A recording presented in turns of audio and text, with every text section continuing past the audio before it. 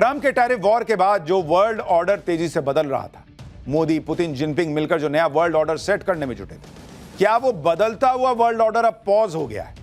क्योंकि आप देखिए कि अमेरिका भारत का फिर से दोस्त बनने के लिए तड़प रहा है। अमेरिका कह रहा है कि भारत पर टैरिफ घटा देंगे।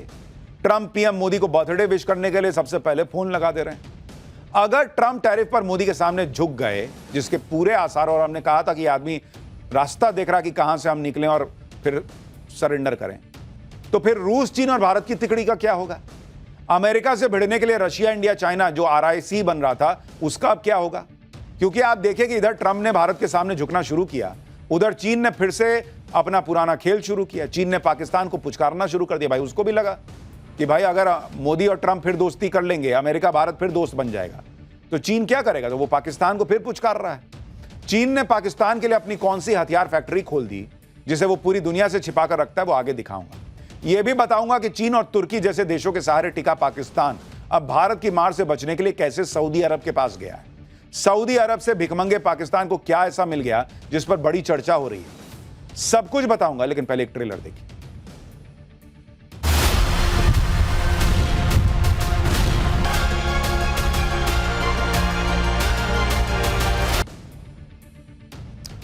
पाकिस्तान को हमेशा इस बात का डर रहता है कि कहीं नरेंद्र मोदी ऑपरेशन सिंदूर पार्ट 2 शुरू ना कर दें, और इसी डर में पाकिस्तान कभी चीन के पास जाता है, कभी अमेरिका के पास जाता है, कभी तुर्की के पास। अब पाकिस्तान पहुंच गया है बड़े मुस्लिम देश सऊदी अरब के पास। पाकिस्तान ने सऊदी अरब के साथ जो डील की है, क्या वो पाकिस्तान को ऑपरेशन सिंदूर पार्ट 2 की मार से बचा पाएगी? यह आपको बताऊंगा। लेकिन पहले आपको बताता हूं कि नरेंद्र मोदी के नए भारत से पाकिस्तान क्यों इतना डरा हुआ है। पाकिस्तान को नया डर इसलिए लगा है क्योंकि अब तक पाकिस्तान जिस ट्रंप के नाम पर उछल रहा था, वो ट्रंप आजकल नरेंद्र मोदी का नाम लेते नहीं थक रहे। नरेंद्र मोदी का बर्थडे आया था तो ट्रंप ने सबसे पहले फोन घुमा दिया। अब तो कहा जा रहा है कि ट्रंप भारत पर टैरिफ भी हटा देंगे। भारत सरकार के मुख्य आर्थिक सलाहकार वी अनंता नागेश्वरन ने बड़ा दावा कर दिया है। उन्होंने कहा है कि ऊंचे टैरिफ की वजह से अमेरिका और भारत के बीच पैदा हुए विवाद का समाधान अगले 8 से 10 सप्ताह में निकल सकता है। अमेरिका भारतीय सामान पर लगने वाला 25% का अतिरिक्त पीनल टैरिफ नवंबर तक हटा सकता है। अमेरिका की तरफ से लगाया गया रेसिप्रोकल टैरिफ भी 25% से घटकर 10-15% के बीच आ सकता है। हाल ही में भारत के chief trade negotiator Rajesh Agarwal ने अमेरिका के ट्रेड रिप्रेजेंटेटिव ब्रेंडन लिंच से नई दिल्ली में मुलाकात की। भारत पर अमेरिका के अतिरिक्त टैरिफ लगाने के ऐलान के बाद यह दोनों देशों के बीच पहली आमने सामने की बातचीत थी।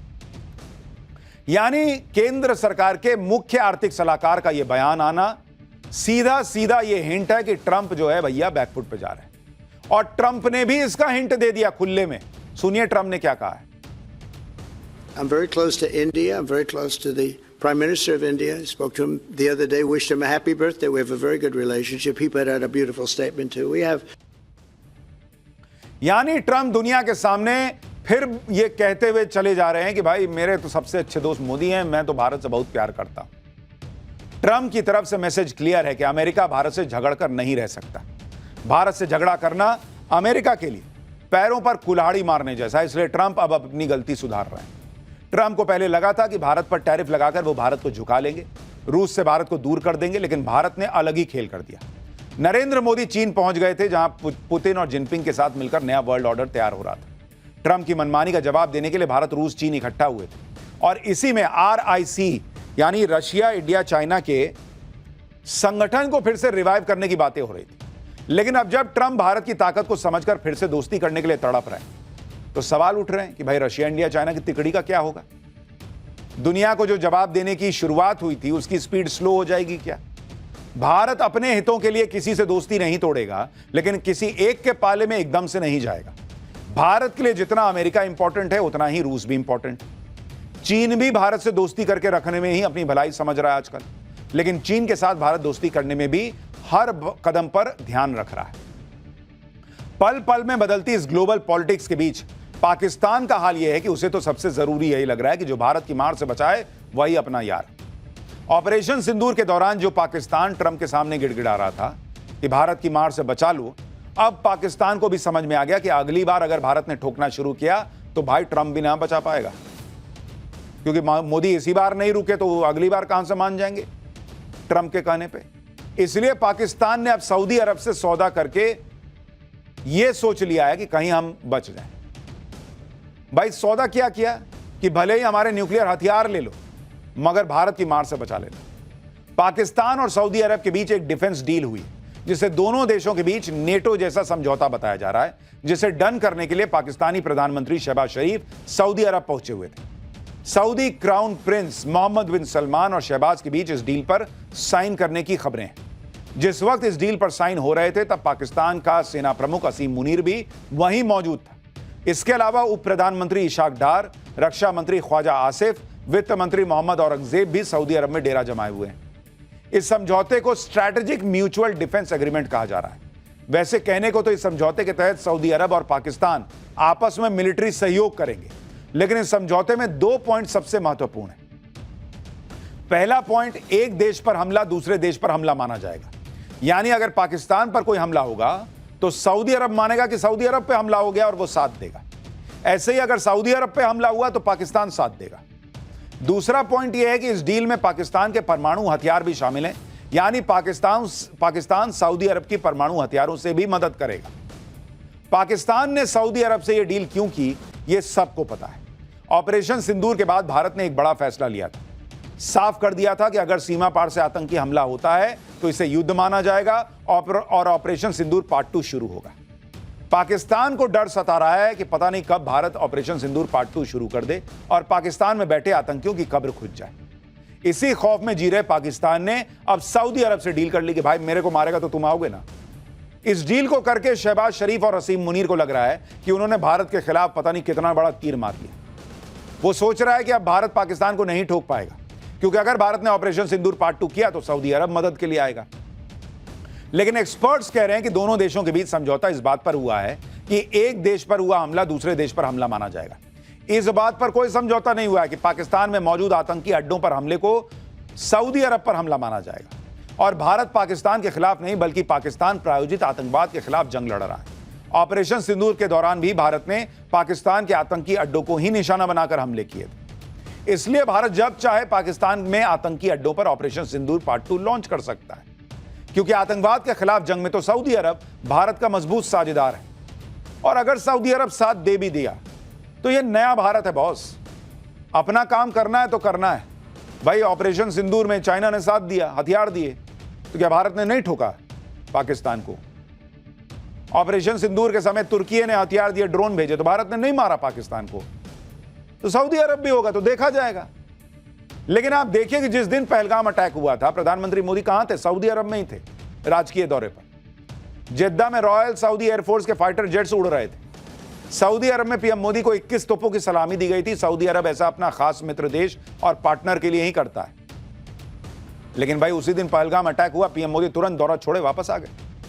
इसके बाद सऊदी अरब के क्राउन प्रिंस मोहम्मद बिन सलमान ने पहलगाम हमले की निंदा की थी और आतंकवाद के खिलाफ लड़ाई में भारत को हर तरह से मदद की पेशकश की थी। तो पाकिस्तान हाथ पर मार रहा, मारने दीजिए।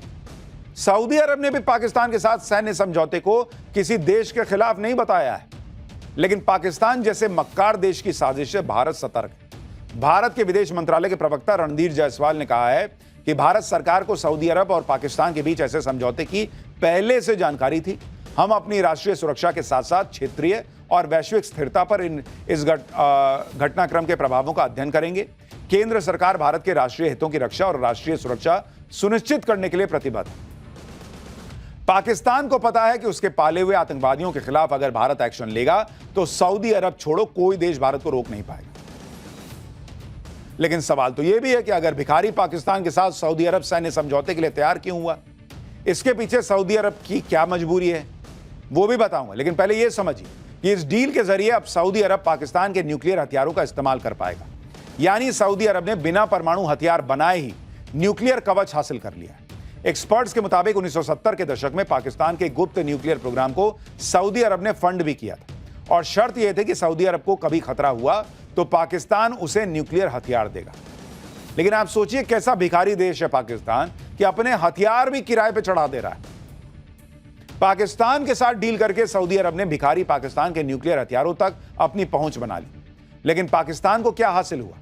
इसको लेकर चर्चा है कि सऊदी अरब को परमाणु हथियार किराए पर देकर मुनीर और शहबाज ने सस्ते तेल की डील कर ली।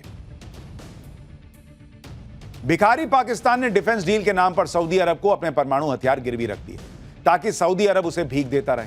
लेकिन आखिर सऊदी अरब की ऐसी क्या मजबूरी थी कि उसने ये डील कर ली? इसके पीछे भी कई वजह हैं। इजराइल का कतर की राजधानी दोहा में अटैक, ईरान से सऊदी अरब के तल्ख रिश्ते, अमेरिका की सुरक्षा गारंटी पर सऊदी अरब का भरोसा टूटना, इस्लामिक मुल्कों को एकजुट करना और पाकिस्तान का परमाणु संपन्न देश होना।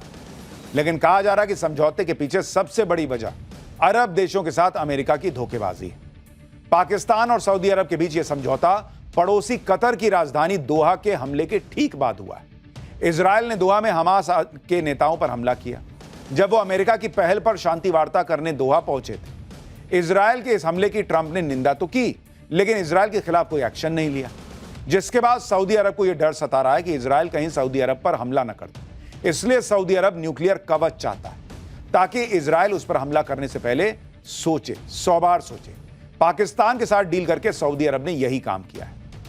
For more of such videos, do like, share and subscribe to ET Now Swadesh.